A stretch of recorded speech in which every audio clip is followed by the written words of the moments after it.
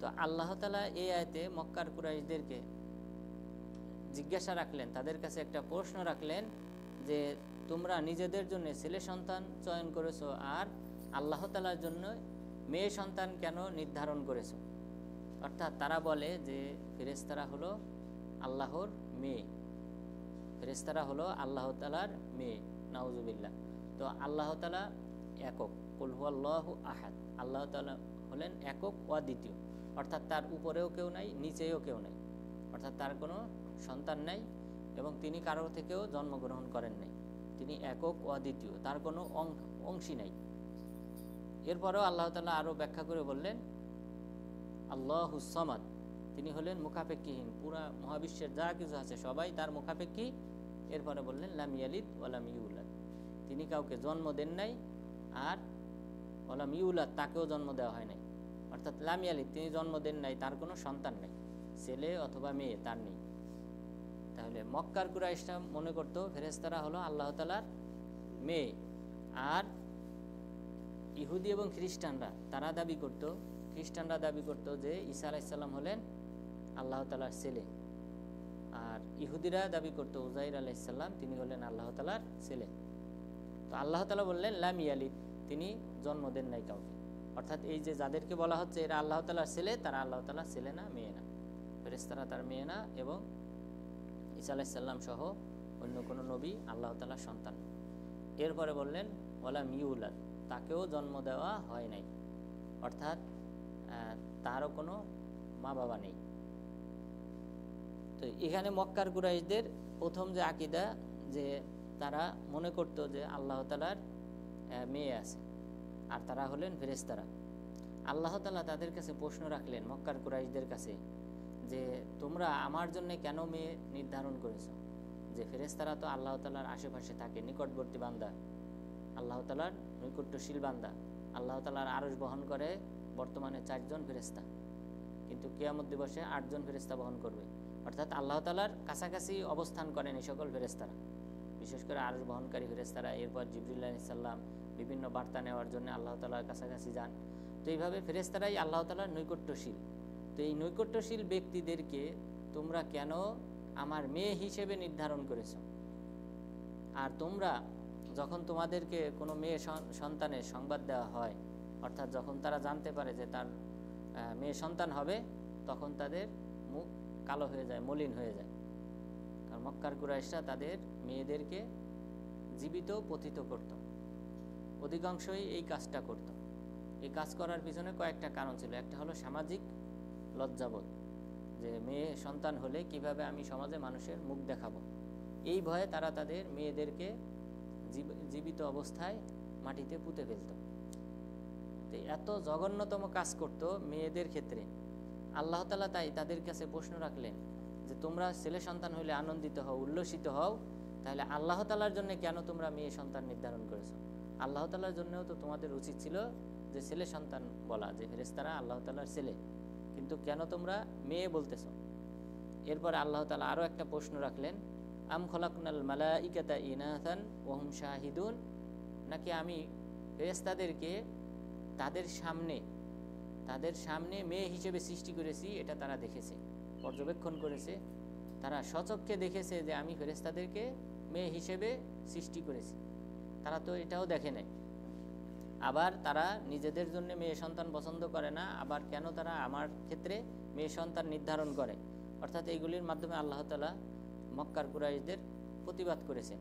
আলা ইন্নাহুম মিন ইফকিহিম লা ইয়াকুলুন, জেনে রেখো যে নিশ্চয়ই তারা মিথ্যা বলে, তারা যে দাবি করতেছে তারা এই দাবিতে মিথ্যাবাদী। তাদের দাবিটা কি? ওয়ালাদ আল্লাহ, আল্লাহ তাআলা সন্তান ভূমিষ্ঠ করেছেন, অর্থাৎ আল্লাহ তাআলা সন্তান আছে, অর্থাৎ মেয়ে আছে, এটা বলে থাকে এই মক্কার কুরাইশরা। ওয়া ইন্নাহুম লাকাযিবুন, নিশ্চয়ই তারা মিথ্যু। তাহলে আল্লাহ তাআলার কোনো মেয়ে নাই। আল্লাহ তাআলা কয়েকভাবে তাদের কাছে প্রশ্ন রেখেছেন। প্রথম প্রশ্ন রেখেছেন যে তোমরা নিজেদের জন্যে যেটাকে ঘৃণা করো সেটা কিভাবে আমার ক্ষেত্রে তোমরা চয়ন করেছো, এবং সেই সাথে তোমরা তো প্রত্যক্ষদর্শী হিসেবে তোমরা তো দেখো নাই যে আমি ফেরেশতাদেরকে যখন সৃষ্টি করেছিলাম যে তাদেরকে আমি মেয়ে হিসেবে সৃষ্টি করেছি, এটা তো তোমরা কেউ দেখো নাই। তাহলে কিভাবে এটা দাবি করো যে ফেরেশতারা হলেন মেয়ে? ফেরেশতারা মেয়ে না, তা ফেরেশতারা হলো ইসিম জাত, অর্থাৎ উভয় লিঙ্গ, অর্থাৎ কোনো লিঙ্গ নেই, লিঙ্গহীন। এরপরে তৃতীয় যে পয়েন্টের মাধ্যমে আল্লাহ তাআলা প্রতিবাদ করলেন সেটা হলো যে নিশ্চয়ই তারা মিথ্যাবাদী, অর্থাৎ তাদের এই যে দাবি যে ফেরেশতারা মেয়ে স্ত্রীলিঙ্গ, এটা মিথ্যা। আর তারা যে দাবি করে যে আল্লাহ তাআলার সন্তান আছে, এটাও তারা মিথ্যা বলে থাকে। আস্তফাল বানাত আলাল বানিন, আল্লাহ তাআলা কি মেয়েকে চয়ন করেছেন ছেলের উপর মেয়েকে প্রাধান্য দিয়েছেন? অর্থাৎ ছেলেরা তো প্রাধান্য পায় সাধারণত মানুষের কাছে, এবং মক্কার কুরাইশদের কাছেও প্রাধান্য। তো তাদেরকে বাদ দিয়ে আল্লাহ তাআলা কেন মেয়েদেরকে তার নৈকট্যশীল বান্দা হিসেবে চয়ন করবেন? এটা তাদের বিবেকের কাছে আল্লাহ তাআলা এই প্রশ্নগুলো রেখেছেন। মা লাকুম কাইফা তাহকুমুন, তোমাদের কি বিবেক নেই যে তোমরা এই ধরনের ফয়সালা করো যে আল্লাহ তাআলা নিজের জন্য মেয়ে নির্ধারণ করেছেন? আফালা তাযাক্কারুন, তোমরা কি উপদেশ গ্রহণ করবে না? আমলাহুম সুলতান মুবিন, নাকি তাদের স্পষ্ট কোনো প্রমাণ আছে যে আল্লাহ তাআলা ফেরেশতাদেরকে মেয়ে হিসেবে সৃষ্টি করেছেন? ফাতু বিকিতাবিকুম ইন কুনতুম সাদিকিন, সুতরাং যদি তোমাদের কাছে কোনো প্রমাণ থাকে, ডকুমেন্ট থাকে, তাহলে তোমরা সেটা উপস্থিত করো। ওয়াজআলু বাইনাহু ওয়া বাইনাল জিন্নাতি নাসাবা, এবং তারা আল্লাহ তাআলার মাঝে জিন জাতির মাঝে আত্মীয়তার সম্পর্ক সৃষ্টি করে। এটার সাথে এই আয়াতগুলির সম্পূর্ণ সম্পর্ক রয়েছে। এই যে আয়াত আল্লাহ তাআলা বললেন ওয়াজআলু বাইনাহু ওয়া বাইনাল জিন্নাতি নাসাবা, তারা আল্লাহ তাআলার সাথে এবং জিন জাতির সাথে আত্মীয়তার সম্পর্ক স্থাপন করে। এই যে সম্পর্ক, এটার ব্যাপারে কয়েকটি মতামত রয়েছে। প্রথম যে মতামত সেটা হলো আব্দুল্লাহ ইবনে আব্বাস রাদিয়াল্লাহু আনহু, তিনি বলেছেন যে মক্কার কুরাইশরা তারা দাবি করত যে আল্লাহ তাআলা এবং ইবলিস হুম আখাওয়ান, আল্লাহ তাআলা এবং ইবলিস তারা দুইজন হলেন ভাই, নাউজুবিল্লাহ। এটা হলো ইবনে আব্বাস রাদিয়াল্লাহু আনহু বলেছেন যে তারা তাহলে যেহেতু ইবলিস জিন জাতির অন্তর্ভুক্ত, তো এই জিন জাতির সাথে আল্লাহ তাআলার সম্পর্কটা যে মানে আপন ভাইয়ের সম্পর্ক, অর্থাৎ এই সম্পর্কটা তারা দাবি করত। এরপরে মুজাহিদ রাহিমাহুল্লাহ তিনি বলেছেন, এবং এটাই বেশি সঠিক, অধিকাংশ মুফাসসিরিনগণ এই কথাই বলেছেন যে এই আয়াতে আল্লাহ তাআলা যে বলেছেন যে জিন জাতি এবং মানুষের আল্লাহ তাআলার মাঝে তারা যে সম্পর্ক স্থাপন করে, সেই আকীদাটা হলো যে মক্কার কুরাইশরা বলতো যে ফেরেশতারা হলো আল্লাহ তাআলার মেয়ে। পাল্টা প্রশ্ন হিসেবে আবু বকর রাদিয়াল্লাহু আনহু প্রশ্ন করলেন, তাহলে আল্লাহ তাআলার স্ত্রীকে? যদি ফেরেশতারা মেয়ে হয় তাহলে তো অবশ্যই স্ত্রী আছে, অর্থাৎ এই ফেরেশতাদের মা আছে, তা মা কারা? তখন তারা প্রতি উত্তরে বলল যে এর মা হলো বানাতু সারাওয়াতিল জিন, জিন জাতিদের মধ্যে যারা নেতৃস্থানীয় জিন আছে তাদের মেয়েরাই হলো আল্লাহ তাআলার স্ত্রী তথা ফেরেশতাদের মা, নাউজুবিল্লাহ। তাহলে এটা আরেকটা ব্যাখ্যা। তাহলে এই আয়াতের মোট তিনটি ব্যাখ্যা রয়েছে। তাহলে প্রথমটা হলো যে যেটা ইবনে আব্বাস রাদিয়াল্লাহু আনহু বলেছেন যে তারা উভয় ভাই, আল্লাহ তাআলা এবং ইবলিস তারা উভয় ভাই, নাউজুবিল্লাহ। এরপর দ্বিতীয়টা হলো যে জিন জাতিদের মধ্যে যে নেতৃস্থানীয় জিন যারা আছে তাদের মেয়েরাই হলো আল্লাহ তাআলার স্ত্রী, নাউজুবিল্লাহ, আর ফেরেশতারা হলেন তাদের মেয়ে, এটা তারা দাবি করে থাকে। এরপর আরেকটা ব্যাখ্যা যেটা করা হয়ে থাকে, কতাদা রাহিমাহুল্লাহ তিনি বলেছেন যে আল্লাহ তাআলা জিনদের মধ্যে বিবাহ করেছেন, অর্থাৎ এটা আমভাবে মানে আগে যে নেতৃস্থানীয় জিন তাদের মেয়ে এটা না, বরং সাধারণভাবে জিনদেরকে আল্লাহ তাআলা স্ত্রী হিসেবে গ্রহণ করেছেন, আর তাদের থেকেই মেয়ে হয়েছে এই ফেরেশতারা, নাউজুবিল্লাহ। তাহলে এটাই আল্লাহ তাআলা বললেন ওয়াজআলু বাইনাহু ওয়া বাইনাল জিন্নাতি নাসাবা, আর এই মক্কার কুরাইশরা তারা আল্লাহ তাআলার মাঝে এবং জিন জাতির মাঝে আত্মীয়তার সম্পর্ক স্থাপন করে। ওয়ালাকাদ আলিমাতিল জিন্নাতু ইন্নাহুম লামুহযারুন, অথচ এই জিন জাতিরা তারা জানে যে অবশ্যই তাদেরকে শাস্তিতে বাধ্যতামূলক তাদেরকে উপস্থিত করা হবে, অর্থাৎ জাহান্নামের শাস্তিতে তাদেরকে নিক্ষেপ করা হবে। আর অন্যান্য আলেমগণ বলেছেন যে লামুহযারুন অর্থ হলো হিসাব, হিসাব নিকাশের সম্মুখীন করা হবে। তবে এর আগেও লামহজারুন শব্দটাই এই সূরাতে, সূরা সফফাতে আরও কয়েকবার গেছে। সব জায়গায় এটাই অর্থ যে শাস্তিতে তাদেরকে কি করা হবে, উপস্থিত করা হবে, অর্থাৎ জাহান্নামে তাদেরকে নিক্ষেপ করা হবে। তাহলে আল্লাহ তাআলা এতে বললেন, অথচ জিন জাতিরা তারা নিজেরাও জানে যে তাদেরকে জাহান্নামের আগুনে নিক্ষেপ করা হবে, অর্থাৎ তাদের মধ্যে যারা নিকৃষ্ট ব্যক্তি তাদেরকে জাহান্নামে নিক্ষেপ করা হবে। সুবহানাল্লাহি আম্মা ইয়াসিফুন, আল্লাহ তাআলা পুত ও পবিত্র তারা যা আল্লাহ তাআলার ক্ষেত্রে যে সকল বর্ণনা দিয়ে থাকে, ইহা থেকে আল্লাহ তাআলা পুত ও পবিত্র, ইল্লা ইবাদাল্লাহিল মুখলাসিন, তবে আল্লাহ তাআলার একনিষ্ঠ বান্দারা ব্যতীত। এই আয়াতের সম্পর্ক আগের আয়াতের সাথে, অর্থাৎ ওয়ালাকাদ আলিমাতিল জিন্নাতু ইন্নাহুম লামুহযারুন, জিন জাতিরা জানে যে তাদেরকে জাহান্নামে নিক্ষেপ করা হবে, জাহান্নামে উপস্থিত করা হবে, শাস্তি প্রদান করা হবে, ইল্লা ইবাদাল্লাহিল মুখলাসিন, তবে আল্লাহ তাআলার একনিষ্ঠ ইবাদতকারীরা ব্যতীত। অর্থাৎ জিন জাতিদের মধ্য থেকে যে সকল ব্যক্তিরা একনিষ্ঠতার সাথে আল্লাহ তাআলার উপাসনা করবে, তাদেরকে বাদ দিয়ে বাকিদেরকে কি করা হবে, জাহান্নামে শরীক করা হবে। তাহলে এখানে এক আয়াতের পরে গিয়ে এটার সাথে সম্পর্কিত, অর্থাৎ পূর্বের আয়াতের সাথে সম্পর্কিত। ফা ইন্নাকুম মা তা'বুদুন, নিশ্চয়ই তোমরা এবং তোমরা যাদের উপাসনা করো, মা আনতুম আলাইহি বিফাতিনিন, তোমরা এবং তোমরা যে সকল দেবদেবীর মূর্তির পূজা করো, তারা মা আনতুম আলাইহি বিফাতিনিন, তোমরা আল্লাহ তাআলা সম্পর্কে পথভ্রষ্ট করতে পারবে না, বিভ্রান্ত করতে পারবে না মানুষদেরকে। ইল্লা মান হুয়া সালিল জাহিম, তবে যেই ব্যক্তি জাহান্নামী, সে বাদ দিয়ে যে ব্যক্তি জাহান্নামে প্রবেশ করবে, সেই ব্যক্তি ব্যতীত বাকি কেউ বিভ্রান্ত হবে না তোমরা যাদের উপাসনা করো তাদের মাধ্যমে। অর্থাৎ এই যে দেবদেবীর কথা বলা হলো এবং জিন জাতিদেরকে যে আল্লাহ তাআলার সাথে সম্পর্কিত আত্মীয়তার সম্পর্ক স্থাপনের কথা যে মক্কার কুরাইশরা বলল, এই দাবির মাধ্যমে তারা সাধারণ মানুষদেরকে আল্লাহ তাআলা থেকে পথভ্রষ্ট করতে পারবে না, বিভ্রান্ত করতে পারবে না। শুধু পথভ্রষ্ট হবে তারাই যারা জাহান্নামী হবে, অর্থাৎ আল্লাহ তাআলা আগে থেকেই তাকদিরে লিখে রেখেছেন যে কারা জাহান্নামী, তারাই মূলত পথভ্রষ্ট হবে এই সকল বাণী দ্বারা। তাহলে এখানে এটা হলো প্রথম ফেরেশতাদের ব্যাপারে।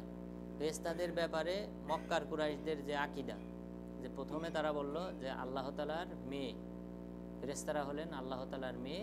এরপরে আবার তারা যখন প্রশ্নের সম্মুখীন হলো যে আল্লাহ তাআলার মেয়ে যদি হয় ফেরেশতারা, তাহলে তাদের মা কারা, তখন তারা প্রত্যুত্তরে আবার বলল যে তাদের মা হলো জিন জাতিদের মধ্যে নেতৃস্থানীয় জিনদের মেয়েরাই হলো স্ত্রী। তো নাউজুবিল্লাহ। তাহলে এই যে দুইটি আকীদা ফেরেশতাদের ব্যাপারে, তো এই আকীদা দুটি আল্লাহ তাআলা স্পষ্টভাবে খণ্ডন করলেন যে এটা কোনো ক্রমেই ফেরেশতারা আল্লাহ তাআলার মেয়ে হতে পারেন না, বরং আল্লাহ তাআলার কোনো সন্তান নেই। আল্লাহ তাআলা হলেন একক অদ্বিতীয়। অর্থাৎ এই শব্দ থেকে আল্লাহ তাআলার নাম যে আহাদ, এক, অদ্বিতীয়, অর্থাৎ তার পূর্বেও কেউ নেই এবং নিচেও কেউ নেই, অর্থাৎ পিতা মাতা এবং সন্তান কেউ নেই, এই আল্লাহ তাআলার আহাদ নাম থেকেই বোঝা যায়। সুতরাং এই মক্কার কুরাইশদের এই দাবি এগুলি ছিল ভ্রান্ত এবং ভুল। এরপর আল্লাহ তাআলা এখন ফেরেশতাদের সম্পর্কে কিছু তথ্য উল্লেখ করতেছেন যে আসলে ফেরেশতারা কেমন, এই বিষয়ে আল্লাহ তাআলা উল্লেখ করেছেন, ওয়া ইন্না লানাহনু সাফুন ওয়া মা মিন্না ইল্লা লাহু মাকামুম মালুম। এটা ফেরেশতাদের ভাষায় আল্লাহ তাআলা উল্লেখ করেছেন, ওয়া মা মিন্না ইল্লা লাহু মাকামুম মালুম, আমাদের মধ্যে এমন কোনো ব্যক্তি নেই যে তার জন্য নির্ধারিত স্থান অবধারিত নেই। অর্থাৎ ফেরেশতারা আসমানে দণ্ডায়মান আছে, ফেরেশতারা আসমানে আল্লাহ তাআলা সবার জন্য কে কোথায় থাকবেন, কে কি দায়িত্ব পালন করবেন, সব আল্লাহ তাআলা নির্ধারণ করে দিয়েছেন। তো ফেরেশতারা বলতেছেন, ওয়া মা মিন্না ইল্লা লাহু মাকামুম মালুম, আমাদের মধ্যে প্রত্যেকের জন্যই নির্ধারিত স্থান রয়েছে, সেখানে থেকে সে তার দায়িত্ব পালন করেন এবং আল্লাহ তাআলার উপাসনা করেন। ওয়া ইন্না লানাহনু সাফুন, আর নিশ্চয়ই আমরা হলাম কাতারবদ্ধ, সারিবদ্ধ হয়ে দণ্ডায়মান। ওয়া ইন্না লানাহনুল মুসাব্বিহুন, নিশ্চয়ই আমরা হলাম আল্লাহ তাআলার ইবাদতকারী, গুণকীর্তনকারী।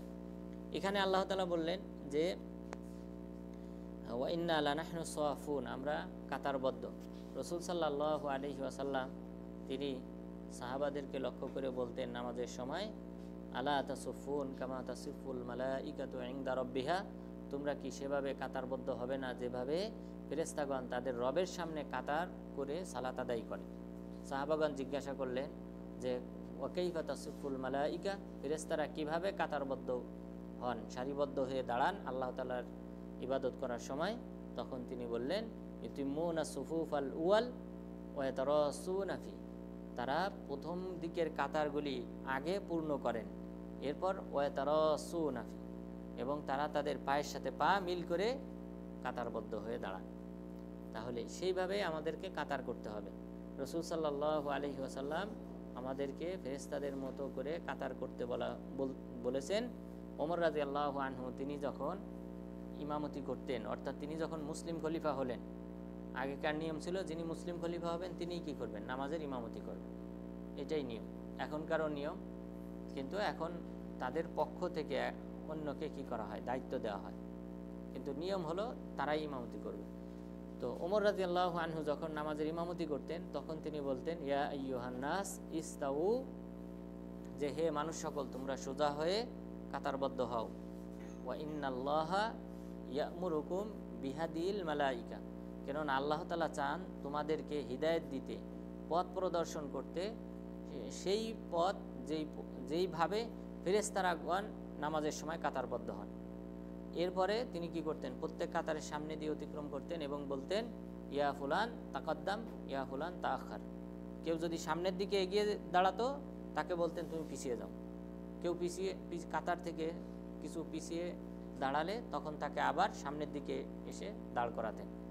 তাহলে ওমর রাদিয়াল্লাহু আনহু তিনি এই কথাই বলতেন যে তোমরা সেভাবে কাতারবদ্ধ হও যেভাবে আল্লাহ তাআলা নির্দেশনা দিয়েছেন, যে ফেরেশতারা যেই হিদায়াত প্রাপ্ত হয়েছে, যেইভাবে যেই দিক নির্দেশনা প্রাপ্ত হয়েছে কাতার করার সময়, তোমাদেরকেও আল্লাহ তাআলা চান সেইভাবে কাতারবদ্ধ করতে, সুতরাং তোমরা ফেরেশতাদের মতো করে কাতারবদ্ধ হও। তাহলে এখানে ফেরেশতাগণ তারা বলতেছেন ওয়া ইন্না লানাহনু সাফুন, আমরা নিশ্চয়ই কাতারবদ্ধ, দণ্ডায়মান। রাসূল সাল্লাল্লাহু আলাইহি ওয়াসাল্লাম বলেছেন মা ফিস সামাঈদ দুনিয়া মাওদিউ শিবির, অন্য রাওয়াতে বলা হয়েছে মাওদিউ কদম ইল্লা ওয়া ফিহি মালাকুন সাজিদ আও কয়, যে এই প্রথম আসমানে এক কদম পা ফেলার মতো জায়গা নেই যেখানে ফেরেশতা দণ্ডায়মান সিজদারত অবস্থায় নেই, এমন কোনো স্থান এই প্রথম আসমানে নেই। তাহলে ফেরেশতাদের সংখ্যা কত? অগণিত, অফুরন্ত ফেরেশতা আল্লাহ তাআলা সৃষ্টি করেছেন, এবং যারা এই ইবাদত করেন একমাত্র আল্লাহ তাআলার। অন্য রায়াতে রাসূল সাল্লাল্লাহু আলাইহি ওয়াসাল্লাম বলেছেন মাওজিয়া শিবির ইল্লা ওয়া ফিহি জাবহাতু মালাকিন আও কদামাহু কাইমুন আও সাজিদ, যে এক বিঘত পরিমাণ জায়গা নেই আসমানে যেখানে আল্লাহ তাআলা ফেরেশতা সৃষ্টি করে রাখেন নাই, এবং যেখানে ফেরেশতার কপাল অথবা তার পা নেই। অর্থাৎ কপাল বলতে সিজদারত অবস্থায় অথবা দণ্ডায়মান অবস্থায় নেই, এক বিঘত সমপরিমাণ জায়গা এই আসমানে ফাঁকা নেই। অর্থাৎ সবাই এই সকল স্থান সম্পূর্ণভাবে পরিপূর্ণ ফেরেশতাদের সিজদা দেওয়া অথবা দাঁড়িয়ে সালাত আদায় করার মাধ্যমে। অর্থাৎ এই জায়গাগুলিতে ফেরেশতাগণ কি করেন, আল্লাহ তাআলার উপাসনা করেন। এবং সেই সাথে বাইতুল মামুর, এটা হলো একটা মসজিদ, এই মসজিদে ফেরেশতাগণ সালাত আদায় করেন। এখানে একজন ফেরেশতা মাত্র তার পুরা জীবদ্দশায় মাত্র একবার 2 রাকাত সালাত আদায় করার সুযোগ পান। এরপরে ফেরেশতাদের সংখ্যা বেশি হওয়ার কারণে দ্বিতীয়বার আর এখানে সালাত আদায় করার সুযোগ পান না। তাহলে এইভাবে আল্লাহ তাআলা অসংখ্য অগণিত ফেরেশতা আসমানে সৃষ্টি করে রেখেছেন, আর প্রত্যেকে ওয়া ইন্না লানাহনু সাফুন, নিশ্চয়ই আমরা সেখানে দণ্ডায়মান, এবং ওয়ামা মিন্না ইল্লা লাহু মাকামুম মালুম, আর আমাদের প্রত্যেকের জন্যই রয়েছে নির্ধারিত স্থান, সেখানে দাঁড়িয়ে তারা আল্লাহ তাআলার উপাসনা করেন, ইবাদত করেন। ওয়া ইন্না লানাহনুল মুসাব্বিহুন, আর নিশ্চয়ই আমরা হলাম আল্লাহ তাআলার গুণকীর্তনকারী, আল্লাহ তাআলার জিকিরকারী। ওয়া ইন কানু লা ইয়াকুলুন, এরপর মক্কার কুরাইশদের আরেকটি আকীদা সম্পর্কে আল্লাহ তাআলা এখানে উল্লেখ করেছেন। ওয়া ইন কানু লা ইয়াকুলুন, যদিও মক্কার কুরাইশরা এক সময় বলতো, লাউ আন্না ইনদানা যিকরাম মিনাল আউয়ালিন, যদি আমাদের কাছে পূর্ববর্তীদের মতো অনুরূপ কোনো কিতাব আমাদেরকে দেওয়া হতো, তাহলে লাকুন্না ইবাদাল্লাহিল মুখলাসিন, তাহলে আমরা একনিষ্ঠতার সাথে এক আল্লাহর উপাসনাকারী হতাম। অর্থাৎ রাসূল সাল্লাল্লাহু আলাইহি ওয়াসাল্লামের আগমনের পূর্বে মক্কার কুরাইশরা তারা তামান্নি করত, আকাঙ্ক্ষা করত যে ইহুদি খ্রিস্টানদেরকে যেভাবে আসমানি কিতাব দেওয়া হয়েছে, আমাদেরকেও যদি এরকম আসমানি কিতাব দেওয়া হতো, তাহলে আমরা একনিষ্ঠতার সাথে কোনো প্রকার দেবদেবীকে আল্লাহ তাআলার সাথে শরীক স্থাপন না করে একক আল্লাহ তাআলার উপাসনাকারী হতাম। কিন্তু যখন রাসূল সাল্লাল্লাহু আলাইহি ওয়াসাল্লাম এসে গেলেন, ফাকাফারু বিহি ফাসাউফা ইয়ালামু, ফলে তারা এই রাসূল সাল্লাল্লাহু আলাইহি ওয়াসাল্লামকে অস্বীকার করলো। ফাসাউফা ইয়ালামুন, অচিরেই তারা জানতে পারবে এর পরিণাম। অর্থাৎ এই সর্বশেষ নবীকে অস্বীকার করার পরিণাম সম্পর্কে তারা অচিরেই অবহিত হবে। এই তামান্নিটা সবার মাঝেই ছিল, ইহুদি খ্রিস্টান মক্কার কুরাইশ সবার মাঝে এই তামান্নি ছিল যে সর্বশেষ নবী আসলে তার প্রতি ঈমান আনবে। বরং এই আউস খজরাজ এরা ছিলেন মদিনার মূল আদিবাসী, তো তারা ছিলেন দেবদেবীর পূজারী, তারা বিভিন্ন মূর্তির পূজা করত। বিশেষ করে মানাত মূর্তি তাদের কাছে ছিল সবচেয়ে বেশি প্রিয় আউস খাজরাজের কাছে। আর হিজরত করে শামদেশ থেকে, যেই শামদেশ থেকে সাধারণত এই আরবরা তারা গম এনে তারা নিজেদের জীবিকা নির্বাহ করত, সেখান থেকে ব্যবসা বাণিজ্য পণ্য সেখান থেকে নিয়ে আসতো। অর্থাৎ ওই স্থানটা ছিল সবুজ সমারোহে ভরা, এখানে মানুষের জীবনযাপন ছিল সহজ। তো সেই অঞ্চল ছেড়ে তারা মদিনায় এসে হিজরত করলো ইহুদিদের তিনটি গোত্র, ইহুদিদের বানু কুরাইজা, কাইনুকা এবং বানু নাজির, এই তিনটি গোত্র হিজরত করলো শুধুমাত্র এই আশায় যে সর্বশেষ নবীর হিজরতের স্থান হবে মদিনা। এটা তারা পূর্ববর্তী আসমানি কিতাব অধ্যয়ন করে তারা এই স্থানটা নির্ধারণ করে যে এখানে তিনি যেহেতু হিজরত করবেন, সুতরাং এখানে আমরা আমাদের যতই কষ্ট হোক জীবনযাপন করতে আমরা এখানে অবস্থান করব, শেষ নবী আসলে আমরা তার অনুসরণ করব এবং তার সাথে আমরা যুদ্ধ করে অন্যান্য কাফেরদের উপর বিজিত হব।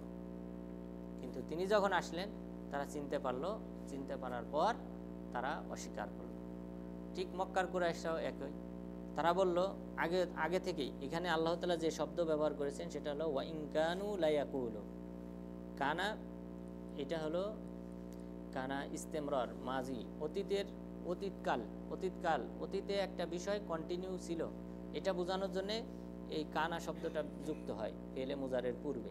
এখানেও তাই হয়েছে, ওয়া ইন কানু লা ইয়াকুলুন, যদিও তারা ইতিপূর্বে অর্থাৎ পূর্ববর্তী সময় রাসূল সাল্লাল্লাহু আলাইহি ওয়াসাল্লামের আগমনের পূর্বে তারা তামান্না করত যে আমাদেরকে যদি আসমানি কিতাব দেওয়া হতো তাহলে আমরাও এক আল্লাহর ইবাদত করতাম। ফাকাফারু বিহি ফাসাউফা ইয়ালামুন, কিন্তু তিনি আগমনের পর তারা তাকে অস্বীকার করল, ফলে তারা এর পরিণাম সম্পর্কে অচিরেই জানতে পারবে।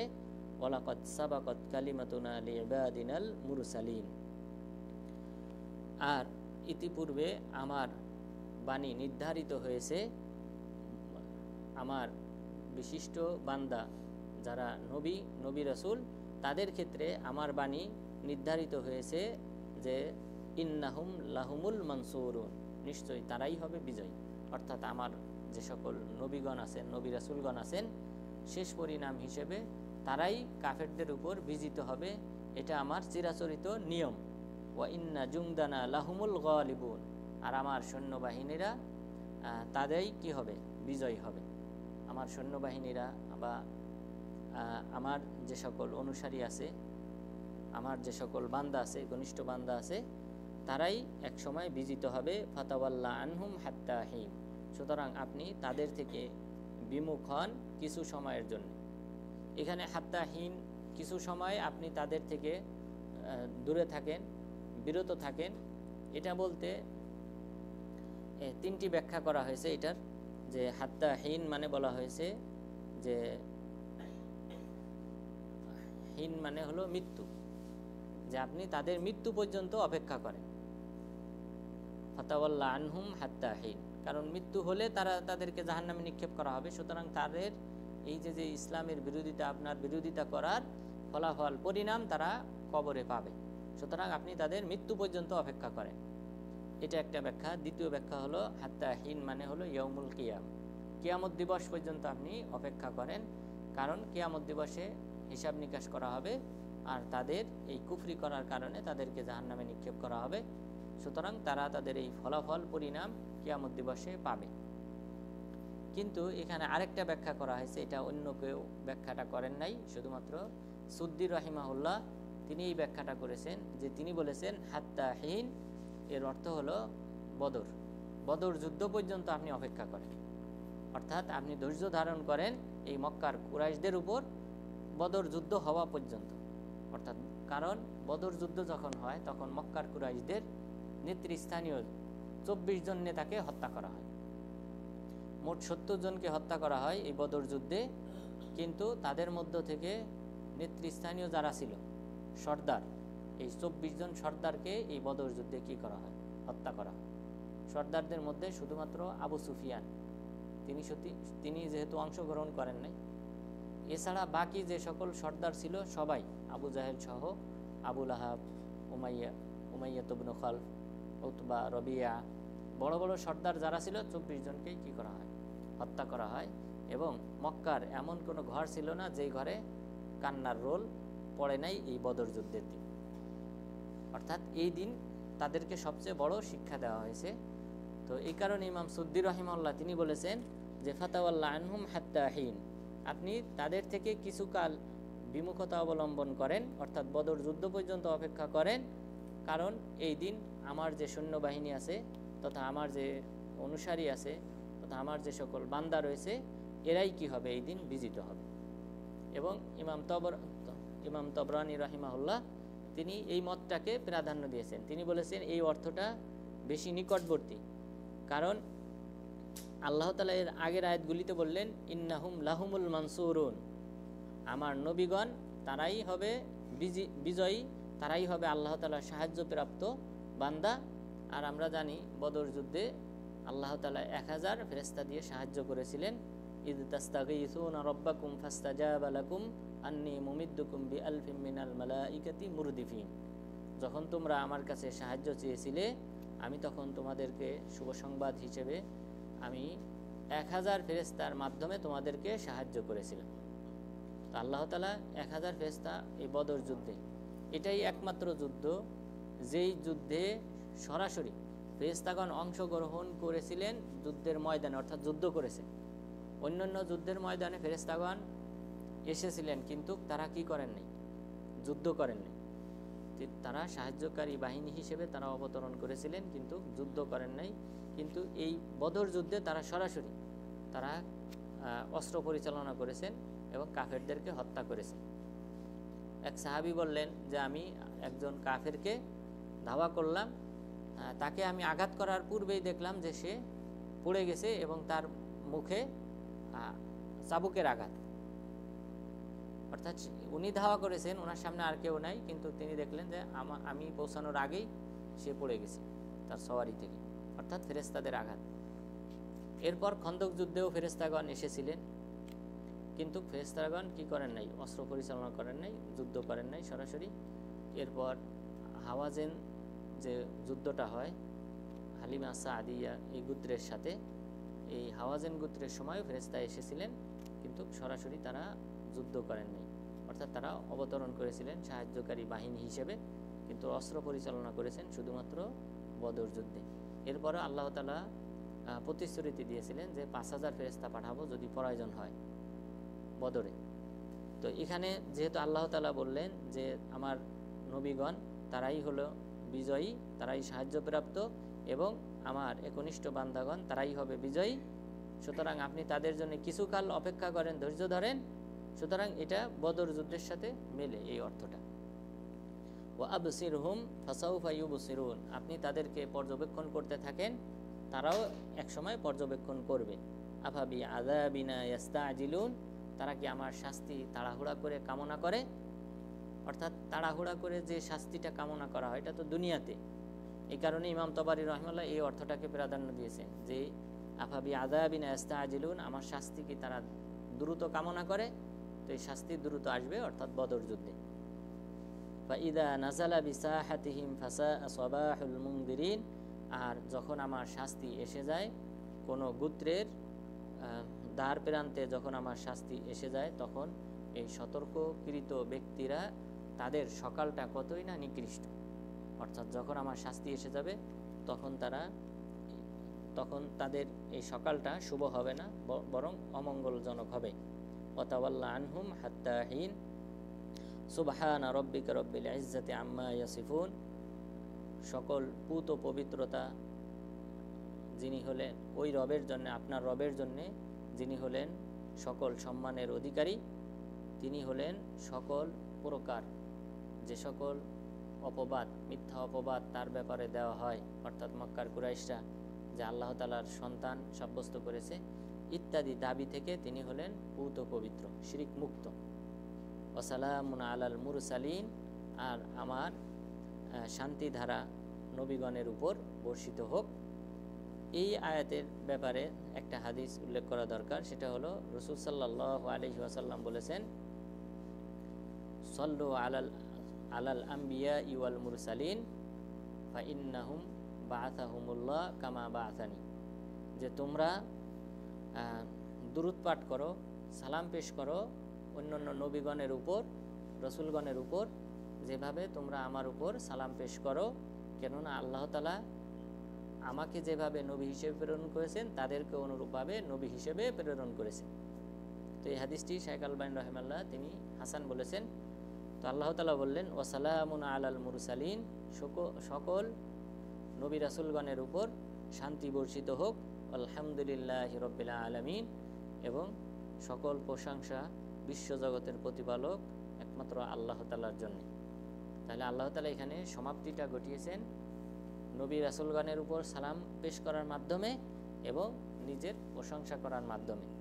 এই দুটি, অর্থাৎ আল্লাহ তাআলার হক এবং নবী রাসূলগণের হক, এটাই আমাদেরকে বেশি প্রাধান্য দিতে হবে অন্য যে কোনো হকের চেয়ে। রাসূল সাল্লাল্লাহু আলাইহি ওয়াসাল্লাম বলেছেন, লা ইউমিনু আহাদুকুম হাত্তা আকুনা আহাব্বা ইলাইহি মিন ওয়ালিদিহি ওয়া ওয়ালাদিহি ওয়ান নাসি আজমাইন, তোমাদের মধ্যে কেউ মুমিন হবে না যতক্ষণ পর্যন্ত না সে আমাকে ভালোবাসবে, তার স্ত্রী, ছেলে মেয়ে এবং মা বাবা সবার চেয়ে এবং অন্যান্য সমস্ত মানুষের চেয়ে যতক্ষণ পর্যন্ত না আমাকে বেশি ভালোবাসবে ততক্ষণ সে মুমিন না। তাহলে নবী রাসূলগণের হক স্ত্রী, ছেলে মেয়ে, নিকটাত্মীয় সকল হকের ঊর্ধ্বে। সুতরাং যখন কোনো একটা মাসালা বলা হয় যে এটা রাসূল সাল্লাল্লাহু আলাইহি ওয়াসাল্লাম করেছেন, তখন অন্য কোনো আলেম হোক, যেই ব্যক্তি হোক, তার কথা আমল পরিহার করতে হবে, রাসূল সাল্লাল্লাহু আলাইহি ওয়াসাল্লামের কথা এবং আমলকে প্রাধান্য দিতে হবে। আপনারা আমাদের কামাল ভাইয়ের মাধ্যমে শুনলেন যে ইবাদত কবুলের শর্ত হলো দুইটি, অর্থাৎ এই দুইটি হলো, একটা হলো আল্লাহর হক, আরেকটা হলো রাসূল সাল্লাল্লাহু আলাইহি ওয়াসাল্লামের হক। এই দুই হক যদি আদায় করা না হয় কোনো ইবাদত কবুল হবে না এবং সেই ব্যক্তি ইসলাম থেকে বের হয়ে যাবে। এই দুটি হকই মূল, অর্থাৎ একটা হলো তাওহীদ, এক আল্লাহর উপাসনা করা, আর দ্বিতীয়টা হলো মুতাবাআতুন নবী, অর্থাৎ রাসূল সাল্লাল্লাহু আলাইহি ওয়াসাল্লামের অনুসরণ, অর্থাৎ বিদআত সৃষ্টি না করা। একটা হলো তাওহীদ প্রতিষ্ঠা করা, শিরিক না করা, আর একটা হলো রাসূল সাল্লাল্লাহু আলাইহি ওয়াসাল্লামের আনুগত্য করা, বিদআত না করা। এই দুইটা মূলনীতির উপর যদি কেউ থাকে সে একদিন না একদিন জান্নাতি হবেই।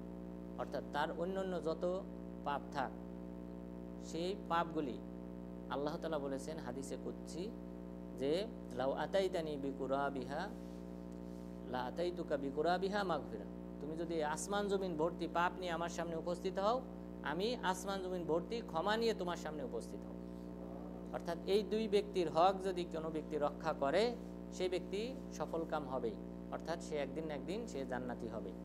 সুতরাং আল্লাহ তাআলা এখানেও যে সমাপ্তিটা ঘটিয়েছেন নবীগণের উপর সালাম বার্তা দিয়ে এরপরে নিজের প্রশংসার মাধ্যমে, অর্থাৎ এই দুটি হকই অন্যান্য সকল হকের উপর আমাদেরকে প্রাধান্য দিতে হবে। তাহলে আজকের আলোচনায় আমরা যে বিষয়টি জানলাম যে মক্কার কুরাইশদের আকিদা ছিল ফেরেশতাদের ব্যাপারে এবং জিন জাতিদের ব্যাপারে ভ্রান্ত আকিদা। ফেরেশতাদের ব্যাপারে তাদের আকিদা ছিল যে ফেরেশতারা হলো আল্লাহ তাআলার মেয়ে। তখন যখন তাদেরকে প্রশ্ন করা হলো যদি মেয়ে হয় তাহলে আল্লাহ তাআলার স্ত্রী কারা, তখন তারা নতুন আরেকটা আকিদা পোষণ করলো, সেটা হলো যে জিন জাতিদের মধ্যে নেতৃস্থানীয় ব্যক্তিদের মেয়েরাই হলো আল্লাহ তাআলার স্ত্রী, নাউজুবিল্লাহ। এছাড়াও আরও কয়েকটা ব্যাখ্যা রয়েছে যে তারা জিন জাতিদের ব্যাপারে যে আকিদা পোষণ করত। ইবনে আব্বাস রাদিয়াল্লাহু আনহু বলেছেন যে তারা মনে করত যে ইবলিস এবং আল্লাহ তাআলা তারা উভয়ে ভাই, নাউজুবিল্লাহ। এরপর আরও একটা আকিদা যে তারা আল্লাহ তাআলার মাঝে আর জিন জাতির মাঝে সম্পর্ক স্থাপন করে, আত্মীয়তার সম্পর্ক বলতে অর্থাৎ আল্লাহ তাআলা জিনদের মধ্যে বিবাহ করেছেন, এই আকিদা পোষণ করত মক্কার কুরাইশরা। এরপর এগুলি আল্লাহ তাআলা কয়েকভাবে খণ্ডন করেছেন যে যেহেতু মেয়ে সন্তানের শুভ সংবাদ যখন তাদেরকে দেওয়া হয় তখন তাদের মুখ কালো হয়ে যায়, তাহলে তারা এই মেয়ে সন্তানকে কিভাবে আল্লাহ তাআলার সন্তান হিসেবে সাব্যস্ত করে, আল্লাহ তাআলা ছেলেদেরকে বাদ দিয়ে কেন মেয়েদেরকে চয়ন করবেন তার নিকটাত্মীয় হিসেবে, এই প্রশ্ন রেখেছেন মক্কার কুরাইশদের কাছে। এরপর আল্লাহ তাআলা বলেছেন তারা যে এই দাবি করে এই দাবিটা হলো মিথ্যা দাবি, ভ্রান্ত দাবি, কারণ তারা তো স্বচক্ষে দেখে নাই যে আমি যখন তাদেরকে সৃষ্টি করেছি, তারা তো এটা প্রত্যক্ষদর্শী না, তাহলে তারা কিভাবে এই দাবি করে। এরপর মক্কার কুরাইশদের এই দাবি করার পর আল্লাহ তাআলা ফেরেশতাদের সম্পর্কে কিছু তথ্য দিয়েছেন যে ফেরেশতারা হলেন যে তাদেরকে আল্লাহ তাআলা তার নৈকট্যশীল বান্দা হিসেবে সৃষ্টি করেছেন এবং তারা এই আসমানে তাদের অবস্থান এবং তাদের জন্য আল্লাহ তাআলা এক নির্ধারিত স্থান, নির্ধারিত দায়িত্ব দিয়ে রেখেছেন, আর সেখানে তারা আল্লাহ তাআলার উপাসনা করেন, ইবাদত করেন এবং নির্ধারিত দায়িত্ব তারা পালন করেন। আর রাসূল সাল্লাল্লাহু আলাইহি ওয়াসাল্লাম বলেছেন আসমানে এক বিঘত অথবা এক পা সমপরিমাণ জায়গা নেই যেখানে ফেরেশতাদের কপাল নেই অথবা ফেরেশতারা দণ্ডায়মান নেই, অর্থাৎ এত বেশি পরিমাণ ফেরেশতা আল্লাহ তাআলা সৃষ্টি করেছেন এবং তারা সর্বদা আল্লাহ তাআলার গুণকীর্তনকারী এবং ইবাদতকারী। আর আমাদেরকেও কাতার সোজা করতে হবে, ফেরেশতারা যেভাবে কাতারবদ্ধ হন, অর্থাৎ প্রথম দিকের কাতারগুলি আগে পূরণ করতে হবে, এরপর পায়ের গোড়ালির সাথে পায়ের গোড়ালি এবং কাঁধের সাথে কাঁধ মিল করে কাতারবদ্ধ হয়ে দাঁড়াতে হবে। এটাই হলো রাসূল সাল্লাল্লাহু আলাইহি ওয়াসাল্লামের নির্দেশনা, দিক নির্দেশনা, এবং সেই সাথে সাহাবাগণও বিশেষ করে ওমর ইবনুল খাত্তাব রাদিয়াল্লাহু আনহু তিনি কাতার সোজা করার সময় একথাই বলতেন যে আল্লাহ তাআলা ফেরেশতাদের মতোই কাতারবদ্ধ হতে তোমাদেরকে দিক নির্দেশনা দিয়েছেন, সুতরাং সেভাবেই তিনি কাতার সোজা করতেন। এরপর ফেরেশতাদের বিষয়ে যে আল্লাহ তাআলা বললেন যে এখানে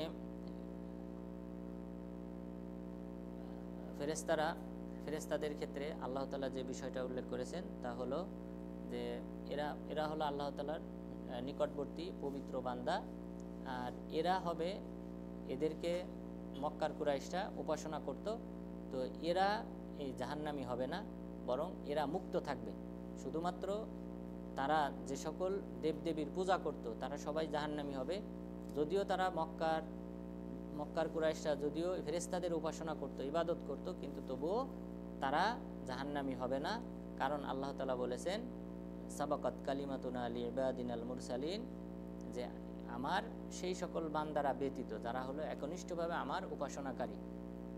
ঈসা আলাইহিস সালাম তিনি এক সময় তাকেও পূজা করা হয়, তো কিয়ামত দিবসে আল্লাহ তাআলা যাদেরকে পূজা করা হয় তাদের সবাইকে জাহান্নামে নিক্ষেপ করবেন, কিন্তু শুধুমাত্র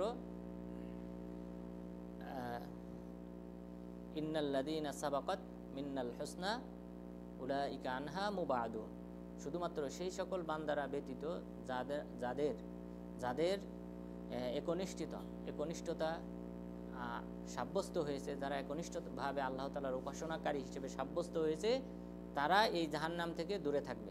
অর্থাৎ যে সকল মাখলুক ইবাদত পছন্দ করে যে মানুষ আমার ইবাদত করুক, তাদেরকে আল্লাহ তাআলা জাহান্নামে নিক্ষেপ করবেন, কিন্তু যারা একনিষ্ঠতার সাথে আল্লাহ তাআলার উপাসনাকারী কিন্তু উম্মত অন্যান্য ব্যক্তিরা তার অনুসরণকারী ইবাদতকারী, এই সকল ব্যক্তিরা জাহান্নাম থেকে মুক্ত থাকবে।